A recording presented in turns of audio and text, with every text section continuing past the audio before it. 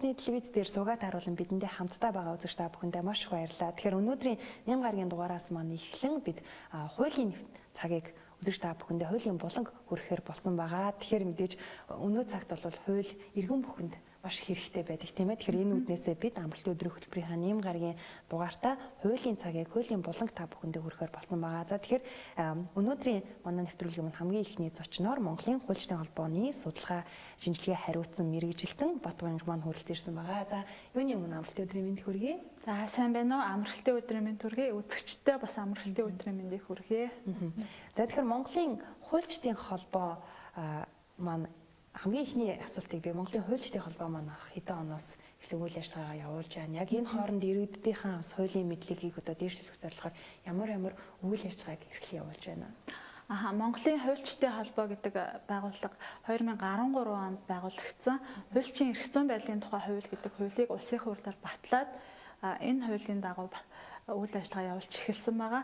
Ямар учиртай байгууллага вэ гэхээр манай Монголын хуульчдын холбоонд Монгол улсад хуульчаар ажиллаж байгаа хүн болгон заавал гишүүнчлэлтэй байдаг.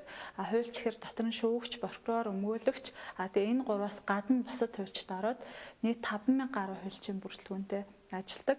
Чиг үүрэг нь ихээр ерөнхийдөө бол хуульчийн мэргэжлийн нэр хүнд хариуцлагыг дээшлүүлэх энэ замаар иргэдийн эрхээ хамгаалах байдлыг дээшлүүлэх зорилготой.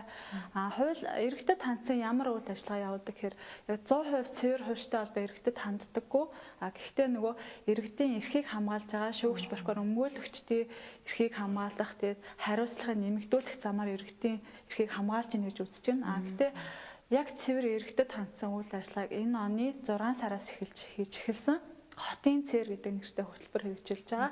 Хөтөлбөрийн зорилго нь болохоор иргэдэд хуулийг энгийн хялбар аргаар таниулах зорилготой хөтөлбөр юм байгаа.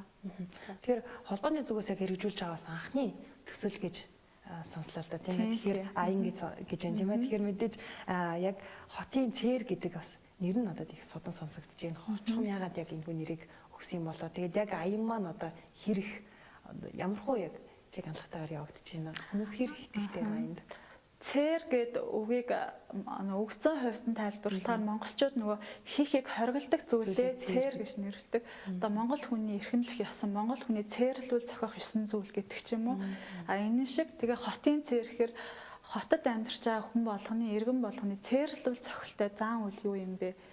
Тэгээ энэ тэр дундаа хуулиар хоригдчихсан зан үйл юу юм бэ гэдгийг таниулах үүднээс цэр гэж нэрлсэн.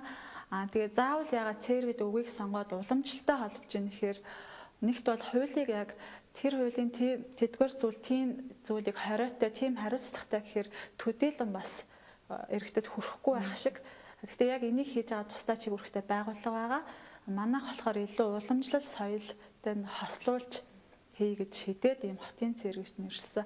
Хотын цэр аяны хүрээнд бол цээрлүүл зохиох зан үйлийг 9 цэрэг гэдэг ч юм уу гаргаж ирээд тэгээ нэг нэгээр нь таниулаад явж байгаа. Тэгээд дурдах юм бол хамгийн ихний цээр нь хотын цээр нэг нь 6 сараас эхэлж цацсан. Энэ нь болохоор нөгөө хотын иргэдийн их бухимдаг асуудал балконоороо цацлаа өргөөд тэгээд дээшээ доот машинууд бохирдох, зам бохирдох асуудлууд байдаг. Тэ энийг бол хотын иргэний цээрлэх зүйл юм а гэдгийг таниулаад тэгээ шторкны агуулга нь гэх юм бол шарын шашны зан үйлийнхаа хувьд судлаачаар шарын шашны судлаачаар бөөгийн зан үйлийн хувьд тэр хориотой юм.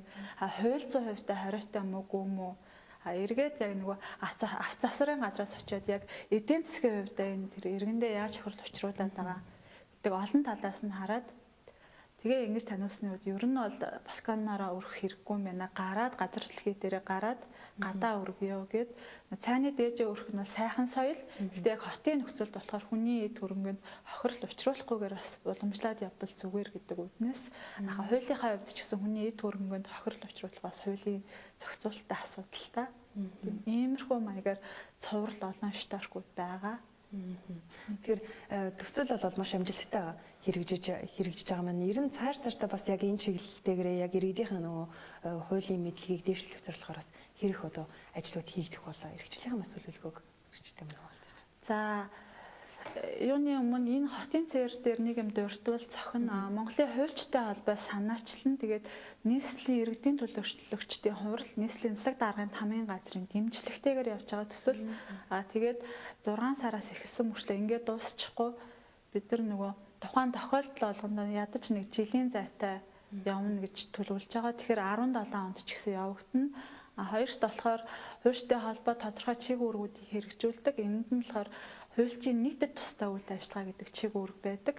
Энэ чиг үүргийн хүрээнд энийг хариуцах хорооноос нэлээд олон ажлууд төлөвлөж байгаа. Нийтэд тусдаа чиг үүрэг юу вэ гэхээр тухайлах юм бол парабона өмгөөлөл гэж байдаг. Хуульч маань төлбөрийн чадваргүй иргэдэд хуульцсан өмгөөлөл үзүүлэх үйл ажиллагааг яг иргэдэд зориулж хийдэг. Хэрвээ иргэн төлбөрийн чадваргүй байх юм бол өмгөөлөгч хэрэгтэй болвол Монголын хуульчтай холбоонд хандаад өмгөөлөгчтэй холбогдох бас боломжтой. Энэ бол байнгын хийгддэг ажил. Гэхдээ манайхан ч бас нэг зарим нэг үнэхээр яг нөгөө хуулийн одоо тий хэрэгтэй мэдээллийг авъя гэхээр бас хаана хандхаа мэдхгүй, хэн хандхаа мэдхгүй, бас төлбөр мөнгө нь ямар байд юм болоо гэсэн маш олон асуудлуудтай тулгардаг тийм ээ. Тэгэхээр манаас арт иргэд маань яг төдийлэн сайн яг өөрсдийнхөө өмнө ямар хууль үнэхээр бидний өмнө хууль байх хэрэгтэй. Энэ тэр бүх хууль бас яг сайн зарим нэг нь ухамсарлаж чаддаггүй. Тэгээ зарим нэг нь ямар хууль бэд, дүрэн бэдгээч бас баг мэддэггүй хүмүүс өчтөж нэм байдаг шүү дээ тийм ээ. Тэгэхээр гэр хүмүүстэй хамгийн гол нь хууль гэхээр манайхан нэг маш юм томор хүн дээр хүлээж авдаг шиг надад тэгээс санагддаг л та. Тэгэхээр яг бид яг хууль гэдэг үгийг маш зүгээр энгийнээр ойлгуулах хэрэгтэй. Тэгэхээр яг энгийнээр ойлгуулахын хамгийн гол зүйл нь бас дөрөвний яасан шүү дээ. Тэр хотын цэр аяны маань үр дүн эргээгээд арт иргэдэд маань бас маш гоё эргээр хүрээсэй гэж бас миний зүгээс ч бас бодож байна. Тэгээ үүнээс улбаалаад олон хүмүүс яг хуулийнхаа тухай мэдлэгийг илүү дээшлүүлсэн, яг хуулиа ойлгосон тийм хүмүүс олон гарах болоо гэж бодож штэ. Өөр дүнгийн таад хэр харж байна. Тийм харин тийм бидний бас яг зорилго тэр нь хуулиар харгалсан хэм эмдэг зүгээр яг хуулийн дээр заавал тэгээ заасан гэж мэдсэн мэдээгүйгээр хүний зан үйлийн түвшинд л биелүүлдэг болчихсон маань тийм угаасаа нэг зан үйл явд эн чинь болохгүй гэдэг ч юм уу. Тухайлах юм бол монголчууд юу гэдэг хаалга алдал зогсохгүй гэдэг зүйл байдаг ч юм. Эсвэл оройн нөгөө унтахаас өмнө аягаа авахгүй бол хэрэглэн энтер гэдэг штеп. Тэр чинь нөгөө мухар сүсэг юм шиг мөртлөө яг үүндээ нөгөө ахуйн чанартай цэвэр цэмцгэл байхыг сургасан гэдэг шиг. Тэрэн шигээр нэг хуулийн хэм хэмжээг бүр яг зан үйлийн түвшинд л болно болохгүй гэдэг хүрэхэд илүү зорж хотын цэрийг бол хэрэгжүүлж байгаа л да. Тэгээ энэ чиглэлд бас 17 он ер нь цаашдаа зөндөө олон ажлууд төлөвлөлт хийж байгаа. Тэгээд бас нэг зарын чанартай юм. Тэгэхээр энэ аянтай нэгтийг хүсвэл Facebook дээр хотын цэр гэдэг пэйж байгаа. Тэгээ Монголын хуульчтай холбоо гэдэг пэйж байгаа. Дагаад нөгөө холбогдох историктуудаа мэдээллүүдээ авч болно. Тэгээд хэрвээ нөгөө нэг юм санаа энтер байвал холбогдож хамтарч ажиллаж болно. Зүйл болоо хичээлээ илэрхийлж болох юм байна тийм ээ. Тэгэхээр өнөөдрийн мэдээж хуулийн цаг болон маань үзэгчд хүрснээс хойш маш олон үзэгчд яг хуулийн мэдлэгээ нэмэгдүүлээсэ гэж хүсэж байна. Тийм учраас үзэгч та бүхэн маань нэм гараг бүрт их орон Монголын үндэсний телевиз амралт өдрийн хөтөлбөр суугаад тааруулаарай тийм. Тэгэхээр өнөөдрийн нэвтрүүлэг маань хамгийн эхний дугаар маань үзэгчдэд хүрч байгаа учраас бид Монголын хуульчдын холбооны үйл ажиллагааны талаар болоод хэрэгжүүлж байгаа аяны тухай мэдээллийг хүргэж байгаа. Тэгэхээр дараагийн нэвтрүүлгээрээ бид яг иргэн таны мэдлэгийг дэвшүүлэх хуулийн мэдлэгийг цуглуулаар заах болно шүү дээ тийм. Хуульчтай холбооч 5500 орчим хуульчдыг гишүүджилдэг гэсэн. Тэгээд эх орон телевизээ хуулийн цагт бол энэ удаагийн дугаарт бий байсан бол дараагийн дугаарт дахиад өөр хуульч иргэдэд ямар эрх зүй асуудал хэрэгтэй вэ? Тухайлх нь гэр бүлийн маргааны талаар асуудлууд байгаа бол бид нэр гэр бүлийн эрх зүйр мэргэсэн хуульчаа энд авчираад 1-7 хоногт дараагийн дугаарт нэг төрөнгийн маргаантай холбоотой асуудал байвал иргэний эрх зүйр мэргэсэн хуульчаа авчирч энэ нэвтрүүлэгт оролцуулах болно. Тэгэхээр яг л нөгөө салбар яг л тэр хуультай чиглэлтэй холбоотой тийм ээ. Тэгэхээр өдөрч та бүхэн маань өнөөдрийн зочноор Монголын хуульчдын холбооны сулаар хариуцсан мэргэжилтэн Батбаяныг бид урьсан байгаа. Тэгэхээр өнөөдрийн бидний ярилцлагаас та бүхэн маань юу хүлээж аваасаа гэж одоо битэрийн зөвсөж байгаа гэхээр мэдээж иргэн бүр хуулиа маш сайн мэддэг байх хэрэгтэй. Адаглаад мэдээж наад захын амьдрал хэрэгтэй гэр бүлийн тухай хууль тийм. Одоо нөгөө хотын соёлтой одоо манай залуучууд маань 21-р зуунд маш гоё соёлтой болж байгаа учраас бүгдөө яг хотын соёлыг дээдлж хуулиа бас маш сайн мэдж явах хэрэгтэй гэдэг үгнээс битэрийн өнөөдрийн ярилцлага үзэгчдэд хүрч байгаа шүү дээ тийм. Яг хуулиа дагаад мөрдөөд явбал нөгөө хууль хэцүү хатуу гэдэг хасаа илүү хуулиа дагаад мөрдөө явбал бидний амьдрал өөрсдөө их энгийн болно да хялбар болно. Гэрлэн тохион дээр ногоонороо гараад машинууд нь бас барайл ингээд гүйцэж төрүүлэхгүй юм уу тийм ингээд дүрмээ бариад яваад тах юм бол амьдрал улмал энгийн хялбар болно.